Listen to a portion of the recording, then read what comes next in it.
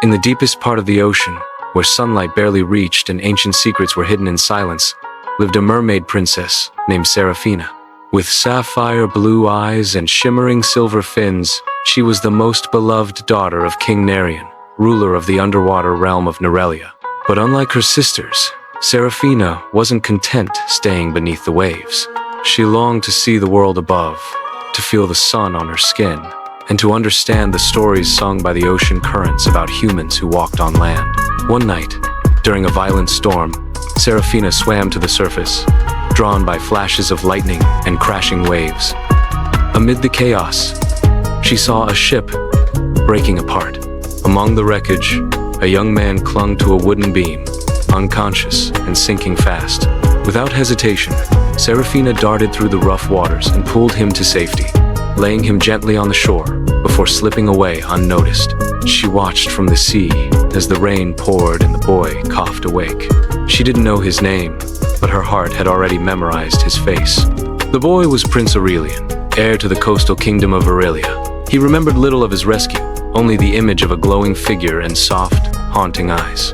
Days passed, yet he couldn't forget the girl from the storm. Meanwhile, Seraphina returned to the ocean, but her thoughts were filled with him. Her heart ached with longing. She went to the sea witch, an ancient being who dealt in magic and danger. In exchange for her voice, the witch gave her a spell she could live on land as a human for 30 days. If the prince fell in love with her before the last sunset, her transformation would become permanent. If not, her heart would turn to seafoam, lost forever. Seraphina accepted. The next morning, she woke up on the shore, legs trembling beneath her, unable to speak but filled with hope. She was found by a group of villagers and taken to the palace, where fate intervened. Prince Aurelian saw her and recognized her eyes immediately. Though she couldn't speak, something about her felt familiar. He gave her the name Mira and allowed her to stay as a guest in the castle. Over the following weeks, the two grew close. Seraphina's kindness, innocence, and curiosity about everything enchanted Aurelian. He showed her the human world, the marketplace, the gardens, the starlit skies. She laughed without sound, smiled brightly, and sometimes cried when she saw the beauty of simple things. He taught her to write, and through scribbled words and gestures, they shared thoughts, dreams, and laughter. But their days weren't without danger. Rumors began spreading a mysterious girl with sea-colored eyes, always barefoot, always quiet. The royal advisor grew suspicious. At the same time, Seraphina began to weaken. Her legs ached more with every sunset, and her body grew colder each day. The magic was fading, and the sea witch's warning echoed in her mind. One night, a jealous noblewoman who admired Aurelian followed Seraphina to the cliffs by the sea, where Seraphina sat silently under the moonlight, whispering to the waves.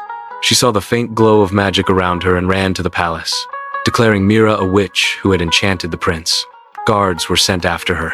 Seraphina fled into the woods, heart racing, legs aching.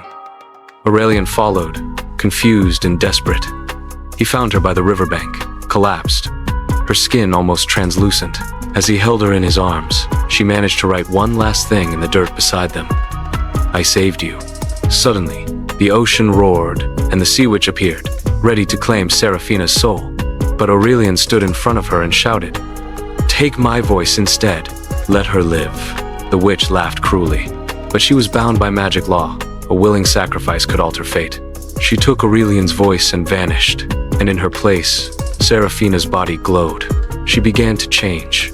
Her legs turned to fins for a moment, then shimmered back into human form. Her voice returned. Aurelian, now mute, looked at her with confusion and love. She cried in his arms, whispering his name again and again. And though he couldn't speak, his eyes told her everything. The spell had been broken not by a kiss, but by true sacrifice, a different kind of love. Together, they returned to the palace. Seraphina revealed the truth to the king and kingdom.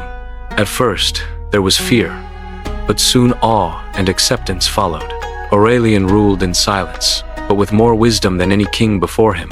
Seraphina became a bridge between the two worlds, sea and land. And every year, on the day of their first meeting, they walked hand in hand to the shore where it all began, where a mermaid princess once saved a prince, and love rewrote destiny.